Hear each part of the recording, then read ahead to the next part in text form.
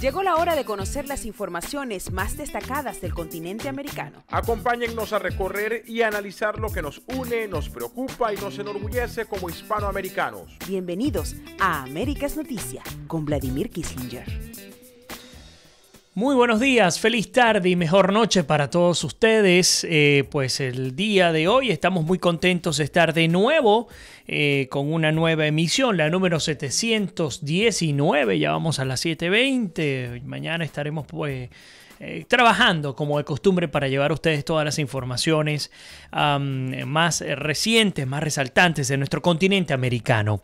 Sí, yo soy Vladimir Kissinger y estoy muy contento de acompañarles hoy y les pido de entrada que me apoyen con dos cosas importantes. La primera, compartiendo el programa con sus colegas, amigos, familiares, etcétera. Y la segunda, incorporándose en la discusión del día de hoy, que justamente tiene que ver con dos países en particular. Vamos a hablar de Nicaragua y vamos a hablar de Venezuela. Si nos da tiempo, por supuesto, abordaremos otros países que tenemos en pauta, pero creemos que hay muchísima información y vale la pena destacarla el día de hoy. Desde Alaska hasta la Patagonia, entérate de todo lo que pasa en nuestra América.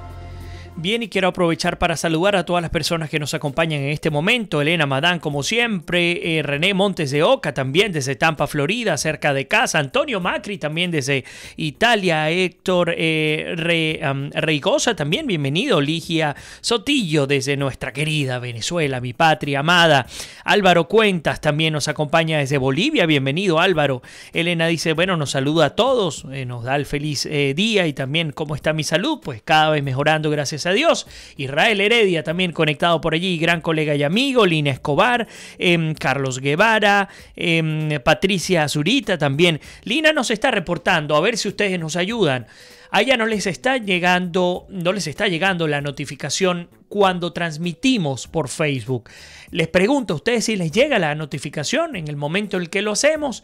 Si alguien sabe cómo corregir ese problema que presenta Lina, me lo ha reportado varias veces, no sé cómo hacerlo. Seguramente ustedes sí podrán ayudarnos, pues les invito a compartir a través de esta vía cuáles son las opciones para que a Lina le pueda llegar y a los que no les llega, les pueda llegar la notificación de cuándo vamos al aire. A ver, Henry Valero, Ana Mercedes Curfe, Salvatore Bottiglieri, gran amigo, Juan Saldarriaga, también como siempre, Berta María Araujo. Vamos a ver a quiénes más tenemos por acá. René justamente dice, estamos solicitando la suspensión inmediata de los cruceros a Cuba, suspensión del supuesto intercambio cultural, suspensión del green card para los cubanos que se repatrien, exigir que los cubanos que entren a Estados Unidos de América no puedan viajar a Cuba en un periodo mínimo de 3 a 5 años, que las compañías norteamericanas o ciudadanos les sea prohibido comercializar con compañías militares castristas y que se haga extensiva las negociaciones de persona a persona. Patricia Zurita nos saluda, Beatriz Wasserman también como siempre, Jorge Gómez también desde Salt Lake City, bienvenido. Antonio Macri dice, siempre llega sobre todo en la madrugada. Elena dice, hablando de Humberto Ortega con Camilo, lo vamos a estar hablando en este momento, Elena. Yo siempre he dicho, Elena es como que viera lo que hacemos en producción porque siempre estamos en la línea. Dice, por poco tengo que hacerme una trepanación de cráneo, que ciudadano tan cantinflesco. Vamos a estar hablando de ese tema en unos minutos. Pero bueno, ya estamos listos para comenzar el día de hoy con nuestra emisión 719 en Américas Noticia. Me vengo para acá y comenzamos con Nicaragua. A ver, el conflicto en Nicaragua toma constantemente nuevos colores, toma constantemente nuevas vías. Diariamente conocemos no solamente de los trágicos asesinatos casi que a cada hora, secuestros, desapariciones, ejecuciones extrajudiciales, heridos que pasan al menos 2.000 heridos, sino además la lucha del poder por el poder. Daniel Ortega, que tiene ya 11 años en el poder, que fue reelecto y en plena reelección, pues su esposa, Rosario Murillo, quedó electa como vicepresidente. Bueno, se ha empeñado en decir, cual guión cubano, si se quiere, que esto se trata de una estrategia de la derecha apátrida, de los factores de poder, de grupos de violencia, etcétera, etcétera. Pero la evidencia que hay a lo largo y ancho del país tiene que ver con ataques armados desmedidos, incluso con armamento de guerra, a los manifestantes, no importa dónde se encuentren. Dos recintos que digamos, en el concepto de la democracia deberían ser recintos muy respetados, como la iglesia y como las universidades, han sido los principales atacados en este tipo de situaciones. Ante tal realidad, los nicaragüenses, este mismo domingo 29 de julio, y fíjense qué interesante cómo se han comportado los nicaragüenses, el pueblo nicaragüense. Ya van, algunos ya dicen que pasan los 400 asesinados en Nicaragua. El gobierno dice, el régimen dice que no pasa de 60. El CENID, Centro Nicaragüense para los Derechos Humanos, habla de casi 300. La Comisión Interamericana de Derechos Humanos habla también de estos 300 asesinados. Pero aún así, el pueblo nicaragüense sigue en la calle.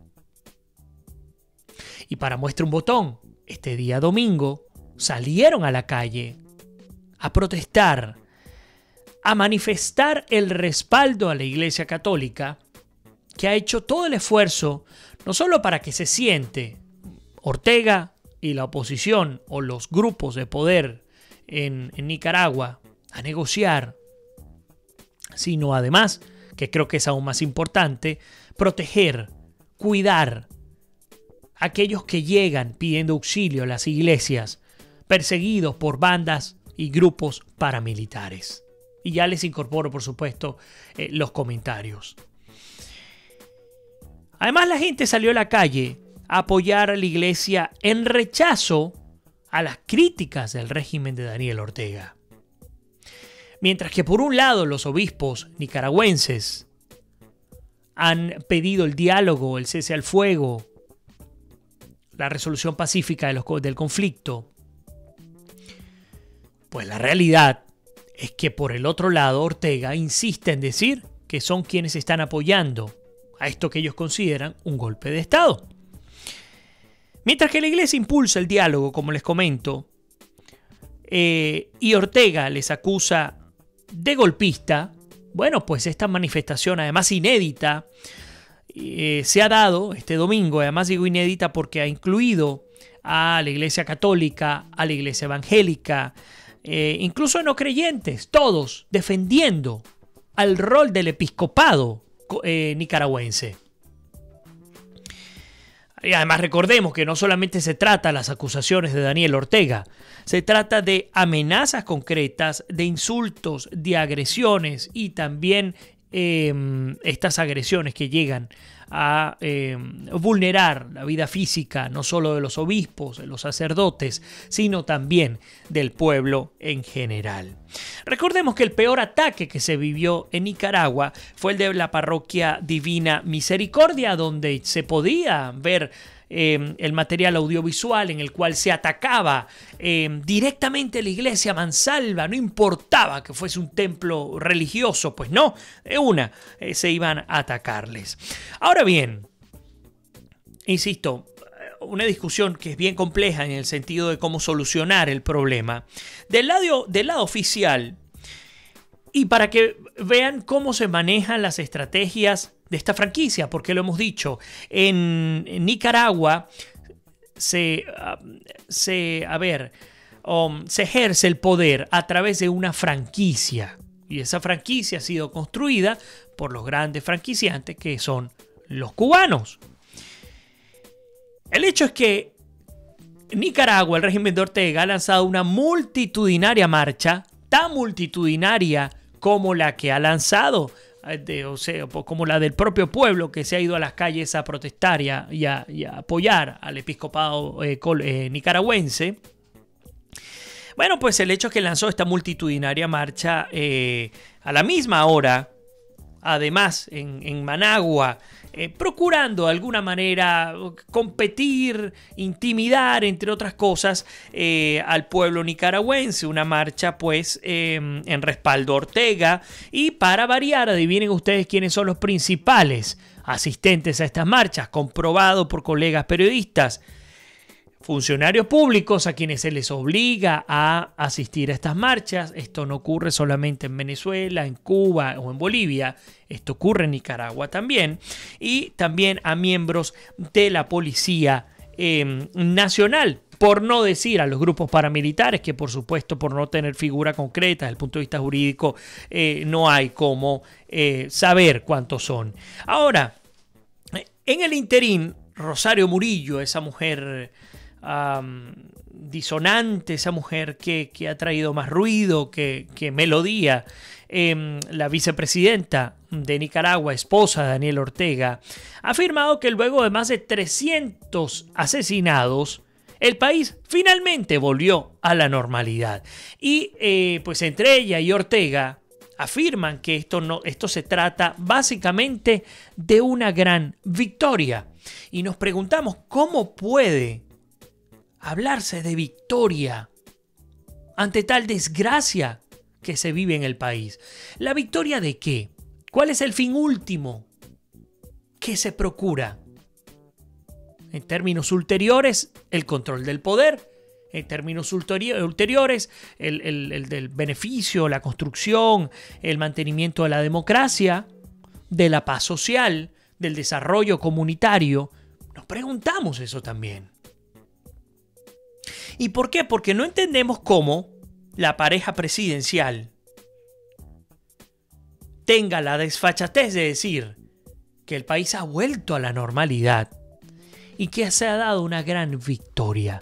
¿Contra quiénes? ¿Es que acaso esos 2.000 heridos son golpistas? ¿Es que acaso esos más de 300 asesinados son golpistas? ¿Es que acaso los obispos de la Iglesia Católica son golpistas? Es decir, todo aquel que se atreve a adversar al régimen de Nicaragua es un golpista. Fíjense que quise traer una nota, un párrafo apenas, del obispo auxiliar de Managuas, Silvio Báez, que dijo algo que voy a estar repitiendo durante muchos programas, porque es cierto, es sencillito, eso todos lo sabemos, pero quiero repetirlo. Un Estado no puede proclamarse victorioso sobre su propio pueblo al que ha oprimido y masacrado. Uno se proclama victorioso ante un enemigo internacional, ante grupos internos, sin duda, que pretenden por la vía ilegal destruir la paz, la tranquilidad, la democracia. Pero cuando se trata de manifestantes que, bajo su legítimo derecho, han determinado la necesidad de salir a rescatar la libertad y la democracia en Nicaragua, pues no podemos hablar de victoria. Y no se puede hablar de victoria porque les he insistido, y esto hay que entenderlo hasta lo más íntimo de la fibra. La legitimidad no es directamente proporcional a la cantidad de apoyo popular que usted recibió cuando votaron por usted en X o en Y tiempo o circunstancia. Usted puede perder la legitimidad. Y cuando un gobernante, teniendo el cargo que sea, pierde la legitimidad, como funcionario público tiene una obligación fundamental, y es renunciar por el fin de la institución, por el fin del Estado. Esto ocurre cuando hablamos de democracias tradicionales, pero no cuando hablamos de este tipo de dictaduras. A ver, incorporo comentarios. Voy un poco más abajo. Vamos a ver, como de costumbre me está dando problemas el el monitor. Déjeme que voy a tratar de hacerlo por esta vía. Pues no, definitivamente no lo puedo hacer. Vamos a hacer otra prueba por acá. A ver si lo logramos. Pareciera que, pues como que no. Vamos a tener que revisarlo por allá. Me dan un segundito porque no quiero desperdiciar nada de lo que ustedes estén compartiendo en este momento. Vamos a ver. Por ahí dice Lina Escobar. Bueno, ahora sí pareciera que sí los puedo incorporar a todos. Por allí Gustavo Sánchez Villarreal, salud desde Bucaramanga en Colombia, luchando para que el comunismo no nos destruya. Un abrazo, Gustavo. Elena, de acuerdo con todas esas medidas propuestas. Jorvi Linares, saludos desde Ecuador, bienvenido Jorvi. René Montes de Oca dice, se solicitará TPS para los venezolanos. Ahí tengo un tema sobre eso. Vamos a ver si te lo puedo ampliar en la segunda parte. René, un segundito. Oye, pero es que de verdad no sé qué vamos a hacer con este monitor. Quiero leerlos a todos. Por ahí dice venezolanos, nicaragüenses y cubanos unidos en un solo bloque en el exilio en Tampa en pie. Cuando tengas actividad, René, en Tampa, avísame para ver si puedo irlo a cubrir. No estoy tan lejos de allá. Dice, no importa si son 60 o 400 los asesinados. Es un genocidio. Es un territorio, es terrorismo de Estado. Lina Escobar dice, ¿me recuerdas la terrible masacre perpetrada por los terroristas de la FARC en Boyacá? Explotaron una iglesia llena de feligreses, lo recuerdo también, terroristas que ahora son parte del Congreso de mi país. Inaudito y vergonzoso. Elena dice, los nicaragüenses han demostrado que no necesitan de oposición alguna para enfrentar al gobierno. Aquí hay un punto clave que está dando Elena. Es decir, ¿en qué medida nuestros pueblos tienen que activarse independientemente de lo que las cúpulas digan o decidan? Independientemente de lo que las cúpulas traten de establecer como estrategia. Eso es muy importante, porque si la culpa no es del gobierno, que es de la oposición, ¿y qué pasa con la nuestra? ¿Dónde está la iniciativa propia? Entendiendo que es mi país, que es mi futuro y que es mi familia. Entonces dice Elena, los nicaragüenses han demostrado que no necesitan de oposición alguna para enfrentar al gobierno. Yo pienso que es ahí donde está su fuerza, porque la rebelión es absolutamente espontánea y por agotamiento político del pueblo. Ahora bien, lo dije cuando sucedió en Venezuela, sin los cubanos y venezolanos allí presentes, los nicaragüenses hubieran ganado la batalla. Esto nos lo comenta nuestra querida Elena. Madame, vuelvo a tener algunos problemitas por acá para poderles leer todos los comentarios. Creo que ahora sí estamos más cerca. Carlos Guevara dice, triste lo que pasa en Nicaragua y en Venezuela. ¿No crees que Estados Unidos debería ya intervenir? Interviene en los países árabes, en Europa también ha intervenido. ¿Por qué no lo hace?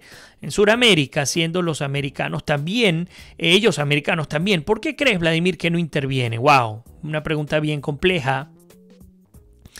A ver cómo puedo explicar mi opinión. Obviamente no tiene por qué ser real, ¿no? Creo que las intervenciones en el Medio Oriente por parte de Estados Unidos le han dejado muy mal parado internacionalmente. Estados Unidos, en algunos países del Medio Oriente, cuando intervino, pensó desde el punto de vista militar. Por ahí mi queridísima Natacha Medina también con nosotros. Un placer tenerte, Natacha, acá en casa. Pero cuando intervino militarmente, no pensó en el aspecto de la gobernabilidad, en el aspecto social, en el aspecto de la seguridad, etc. Y lo que terminó generando fue un caos total. Grupos, guetos violentos que al ver que las élites tradicionales habían sido o eliminadas o disminuidas, pues comenzaron a pelear, o sea, la lucha del poder por el poder.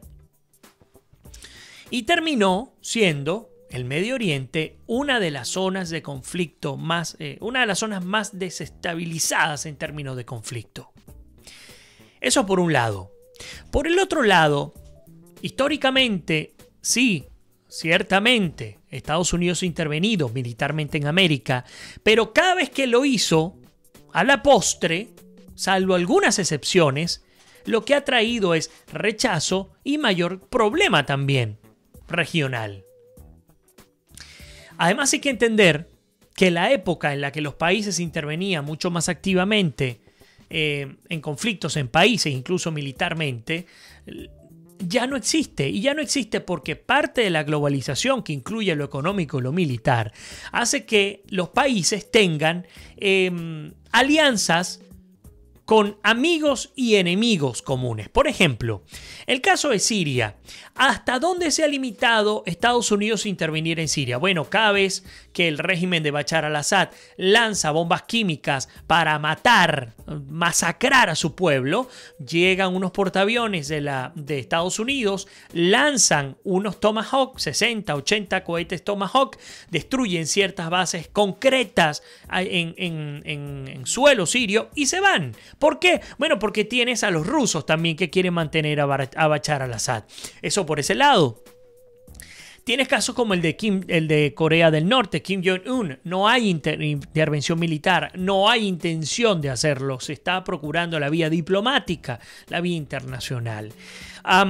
Por lo tanto, y hablando ya en concreto de Venezuela, hay que entender, o en Nicaragua, que ambos países, igual que Cuba, tienen aliados que son enemigos potenciales además. Estamos hablando de Estados Unidos, estamos hablando de China, estamos hablando de Rusia, estamos hablando de Irán. Hay muchos intereses alrededor. Además de los intereses alrededor, hay otra cosa que hay que tomar en cuenta. ¿Qué tanto afecta? ¿Qué tan importante puede ser el impacto de lo que ocurre en Venezuela en países como en Estados Unidos, comparado con países como Colombia y Brasil? En Colombia y Brasil, ahí sí se está viendo el impacto de manera dramática. En Estados Unidos no tanto, aunque Estados Unidos de toda América es el país que mayor cantidad de sanciones y de acciones concretas ha propinado. Esto no quiere decir, insisto, que no esté planteada la opción. Pero, Carlos, estoy casi seguro, para no decir 100%, pero casi seguro, que la intervención militar internacional no es posible en Venezuela. Y esto no significa de ninguna manera que no se va a poder lograr nada. Sí se va a poder lograr. Y acá tengo, justamente para la segunda parte del programa, unos elementos que confirman de alguna manera lo que hemos venido diciendo acá en América es Noticia. Así que en el programa de hoy les voy a invitar especialmente a que no se vayan, porque en la segunda parte vamos a entrarle durísimo al tema de Venezuela. Pero antes de cerrar, ya estamos sobre la hora para el primer bloque. Antes de cerrar, destacar la propia Comisión Interamericana de Derechos Humanos, el Centro Nicaragüense para los Derechos Humanos, la ONU, la OEA, han acusado de manera formal al régimen de Managua por los asesinatos, ejecuciones extrajudiciales. Y mientras tanto aparece, que es lo que nos comentaba Elena, un personaje muy particular. El hermano de Daniel Ortega, su nombre es Humberto Ortega, fue ex jefe del ejército nicaragüense. Y lo único que yo rescato de esta entrevista que le hizo el CNN hace escaso, que será 48 horas, un poco más, es que siendo ex jefe del ejército nicaragüense ha pedido, y esto es una confirmación además, aunque ya la teníamos, una confirmación importante, acabar con los grupos paramilitares y responsabilizó de manera directa al Estado nicaragüense. Así que bueno, vamos a hacer una pequeña pausa, no se vayan, que ya regresamos con muchísimo más de América Noticia. En la segunda parte, no se lo pierdan, nos vamos con Venezuela, así que no se vayan, que ya regresamos.